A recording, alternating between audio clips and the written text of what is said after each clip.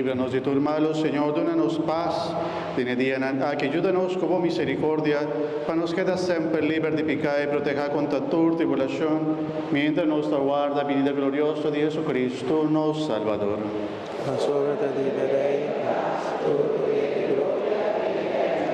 Señor Jesucristo, vos avisa, vos apóstol, en la mitad larga, vos paz, mi tenemos vos.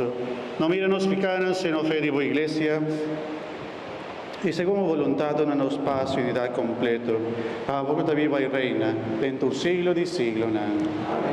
Paz y Señor, se siempre con vos. Y con vos, Espíritu.